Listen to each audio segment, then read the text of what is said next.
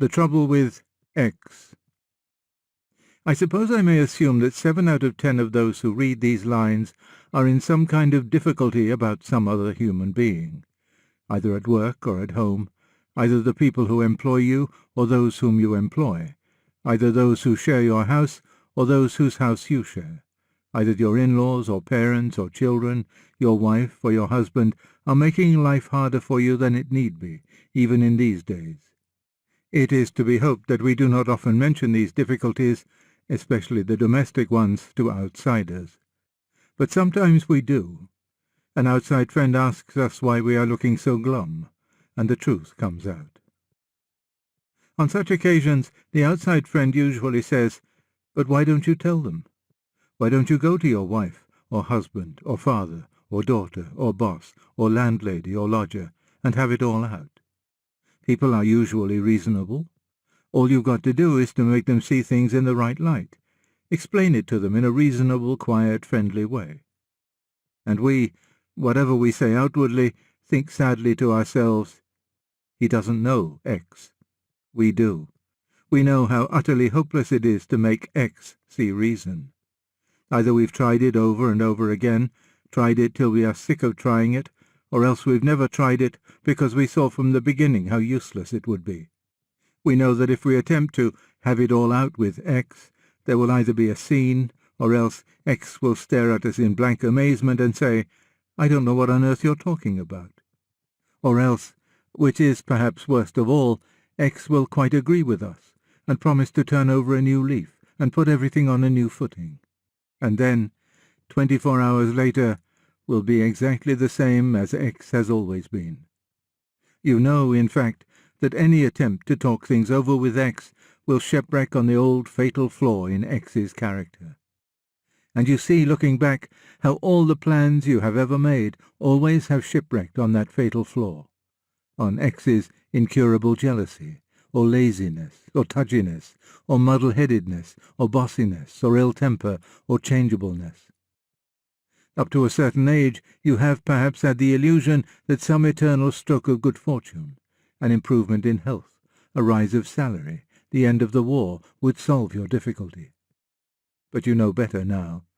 The war is over, and you realize that even if the other things happened, X would still be X, and you would still be up against the same old problem.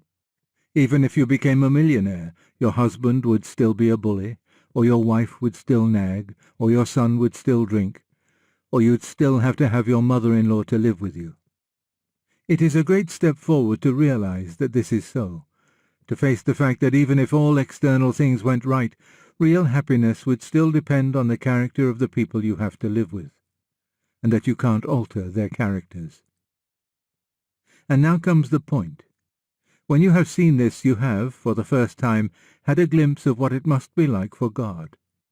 For, of course, this is, in one way, just what God himself is up against. He has provided a rich, beautiful world for people to live in. He has given them intelligence to show them how it can be used, and conscience to show them how it ought to be used. He has contrived that the things they need for their biological life, food, drink, rest, sleep, exercise, should be positively delightful to them. And having done all this, he then sees all his plans spoiled, just as our little plans are spoiled, by the crookedness of the people themselves. All the things he has given them to be happy with, they turn into occasions for quarrelling and jealousy, and excess and hoarding and tomfoolery.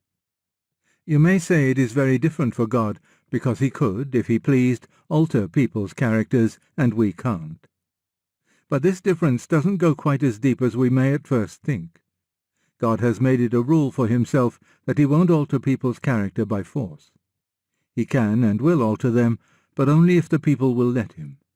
In that way he has really and truly limited his power. Sometimes we wonder why he has done so, or even wish that he hadn't. But apparently he thinks it worth doing. He would rather have a world of free beings, with all its risks, than a world of people who did right like machines because they couldn't do anything else.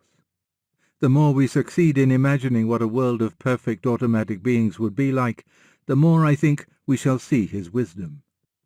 I said that when we see how all our plans shipwreck on the characters of the people we have to deal with, we are, in one way, seeing what it must be like for God. But only in one way. There are two respects in which God's view must be very different from ours. In the first place, he sees, like you, how all the people in your home or your job are in various degrees awkward or difficult. But when he looks into that home or factory or office, he sees one more person of the same kind, the one you never do see. I mean, of course, yourself. That is the next great step in wisdom, to realize that you also are just that sort of person. You also have a fatal flaw in your character. All the hopes and plans of others have again and again shipwrecked on your character, just as your hopes and plans have shipwrecked on theirs.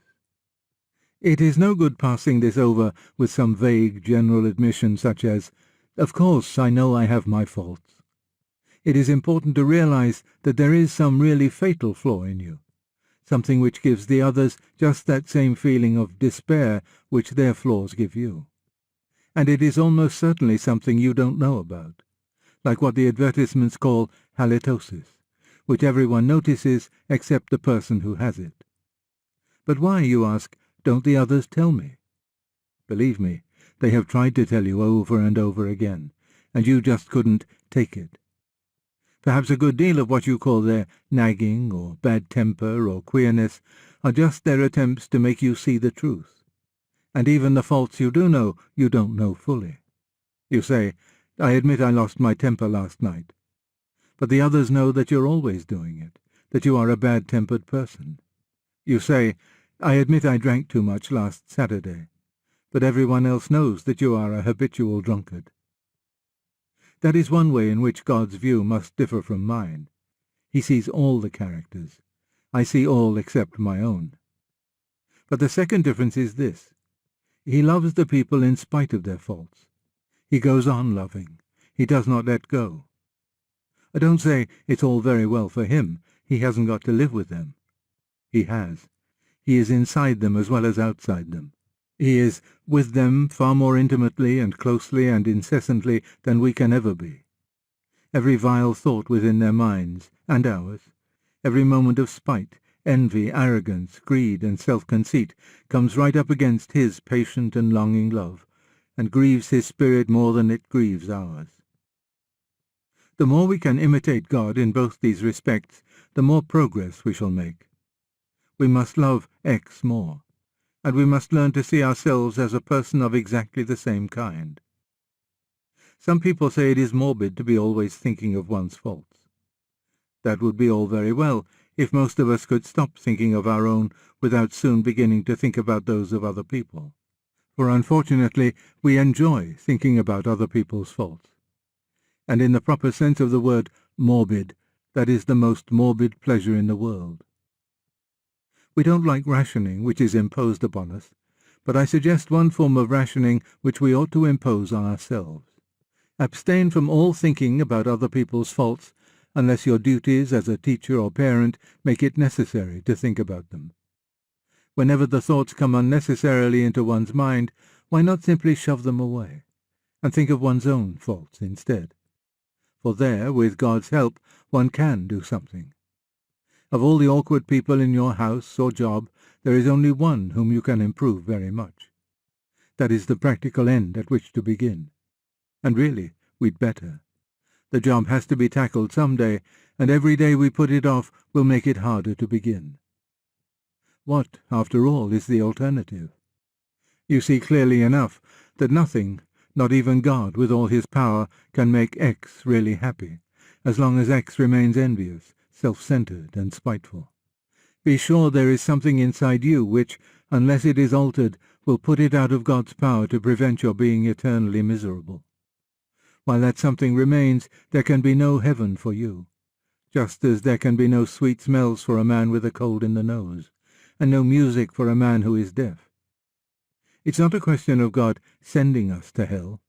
In each of us there is something growing up which will of itself be hell, unless it is nipped in the bud. The matter is serious. Let us put ourselves in his hands at once, this very day, this hour.